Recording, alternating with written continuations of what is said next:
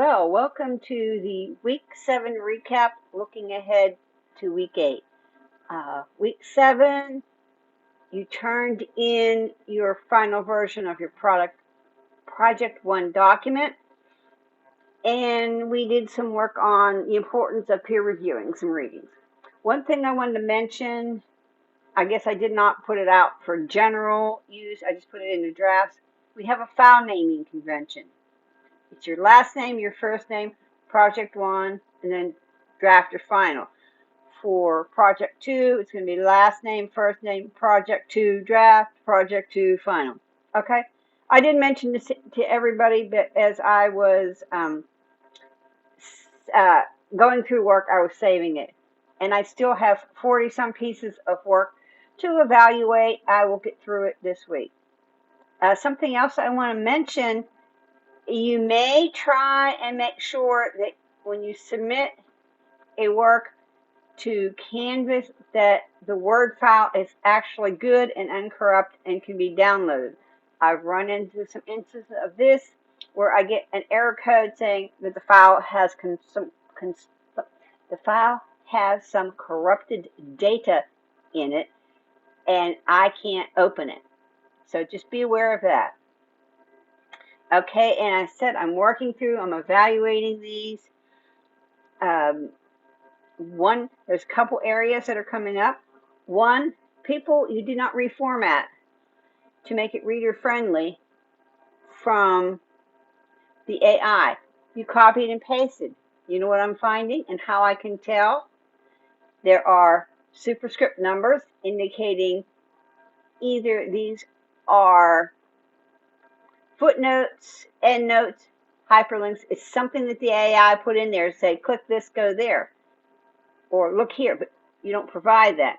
2, ChatGPT provides these cute little icons that have no meaning, but they're still turning up. So that's how I can tell they were just copy pasting one on your business. Okay? 2 is relate to writings. You relate the documents created by the AIs, not the lists, not the lists, the documents themselves, not the information in the documents, not what they're telling you about career fields, because you don't know that. You've not read any of those documents. That's what's coming up next in Project 2. So those are 2 areas that were weak, just about across the board. So if your work doesn't earn an evaluation you like, if you go to your syllabus, you see the policy on resubmissions. You can resubmit your work. You have until November 25th to revise and resubmit. Daily work's not eligible. Don't even go there. So this is the procedure. And it says a document dealing with what has changed in the submission and how the writing is stronger is required. It's a memo. You don't just write me a little note on the side. You don't write me an email. And what was changed, how was writing, and you will support with specific examples of what changes were made. Okay? If you don't do this, I won't evaluate it. Come the 25th, I'll just hit the little button that says use the original evaluation for this submission. I'll just click that and it'll revert back. Okay? So there's an option.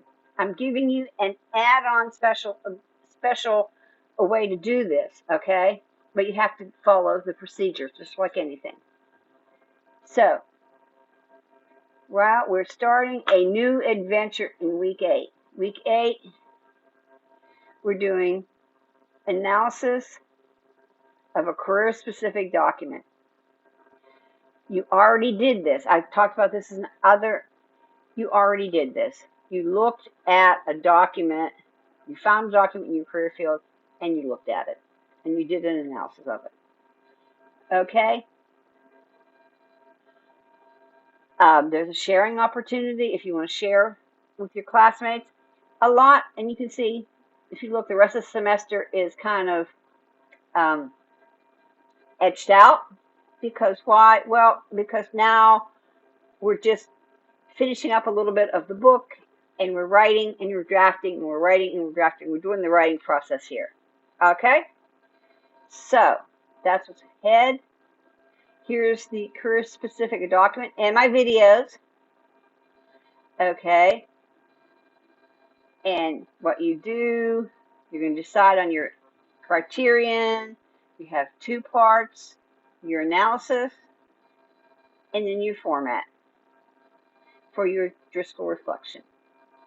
Who it's from, the summary of what it's about, the introduction, discussions, relate to the readings, remember. And I may put in this is relating the document that you found to the readings that we've done so far. So how does this document that you found relate? How does it do? How does it relate? How does it use the information that you found from reading Howdy or Hello? Okay? You're submitting as one document. Here's how to use the insert page break. Okay, that's all I have for today. We'll just keep going on. Again, if you have questions, put them in the extra credit. If you think everybody can benefit from the question you have, or email me. Don't sit there and just be confused, because I can't help you. And if you read the syllabus, I plainly point out, I don't understand. You have to tell me specifically what you don't understand. That's all for now. Again, it's still going to be a hot, dry fall in South Texas. So we'll just keep hanging on and jumping up and down for a cool Halloween. Bye.